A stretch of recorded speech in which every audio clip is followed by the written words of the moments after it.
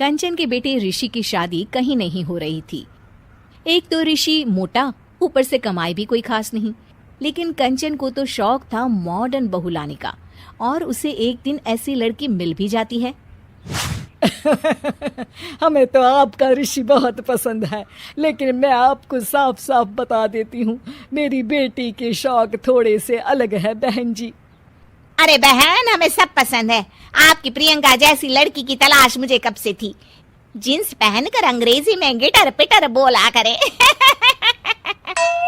अरे बहन जरा सुन तो लो, मेरी बेटी के शौक क्या क्या है। अरे नहीं नहीं बहन, बस लड़की को देख लिया तो सब कुछ देख लिया। आप ना शादी की तैयारी करो, और वो जरा सामान की लिस्ट भी दी है ना मैंने। हाँ बहन जी, सारा सामान शादी से एक दिन पहले ही आपके दरवाजे आ जाएगा। मजा आ गया, मजा आ गया। अब तो बस आप शादी की तैयारी करो। प्रियंका के माता पिता के जाने के बाद कंचन का पति उससे कहता है, अरे भाग्यवान, तुम तो कुछ ज्यादा ही जल्दी दिखा रही थी शादी की। अरे बोलने तो देती, लड़की की माँ क्या बोलना चाह रही थी। अरे आप चुप रहिए जी, कुछ पता भी है आपको, बस मुफ्त में बोले जा रहे हैं। मेरी दोस्त शशि की बहू देखी, लंबी पतली और पढ़ी लिखी, हजारों में कमाई और संस्कारी भी। अरे पर जब वो मेरी बहू देखेगी तो जल भुन जाएगी। लेकिन तुम तो शादी ऋषि के लिए कर रही हो ना, या शशि के लिए? तुम्हारा लड़का कुछ कमाता भी नहीं है, और शरीर भी भगवान की दुआ से फूलता ही जा रहा है। फिर बोले आप हैं? फिर बोले आप? मैंने कहा ना, प्रियंका जैसी जींस पहनकर अंग्रेजी झाड़ने वाली बहू किस्मत वालों को ही मिलती है। चुप रहिए आप। पति के लाख कहने पर भी कंचन ऋषि की शादी प्रियंका से करवा देती है। लेकिन प्रियंका जैसे ही घर में आती है, वैसे ही जोर जोर से चिल्लाकर नाचने लगती है। आज मेरे यार की शादी है, आज मेरे यार की शादी है, अरे नाचो मां नाचो। आज मेरे यार की शादी है। कंचन, उसका पति और ऋषि ये देखकर हैरान रह जाते हैं।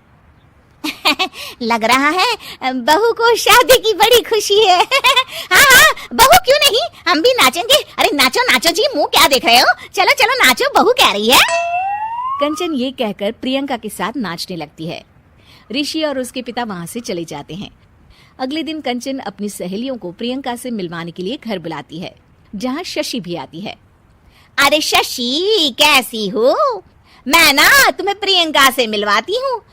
अरे सच में बहुत ही एडवांस सोच की लड़की है, कितने मॉडर्न ख्यालात है उसके, पता है तुम्हें? अरे हाँ कंचन, जरूर, बच्चों की शादी अच्छी ही होनी चाहिए। और वैसे भी तुझे तो शुरू से ही ऊंचे ख्याल की बहू चाहिए थी। तभी कंचन की सहेली कहती है, अरे कंचन बुलाओ ना प्रियंका को, हम भी मिल ले। अरे बहू प्रियंका, जरा बाहर तो आना। कई बार आवाज देने के बाद भी प्रियंका बाहर नहीं आती है, तो कंचन को बुरा लग जाता है। वो उसे लेकर बाहर आती है, लेकिन ये क्या, प्रियंका लड़खड़ाती हुई बाहर आती है और उसके हाथ में शराब की बोतल होती है।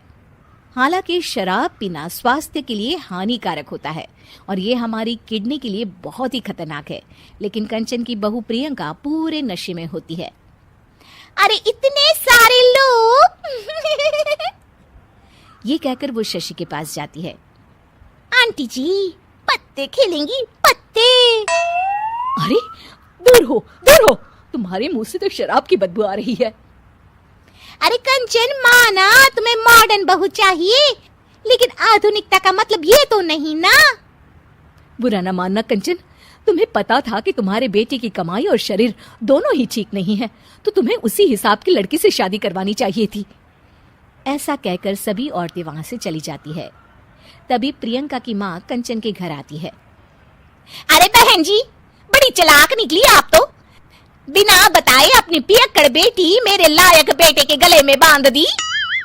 आय हाय, बड़ी आई बिना बताए। उस दिन जब मैं ये बात बता रही थी तो तुम तो सुनने को भी तैयार नहीं थी, अब भुगतो तुम। ये कहकर वो वहां से वापस चली जाती है। सबके जाने के बाद कंचन अपना सर पकड़ लेती है।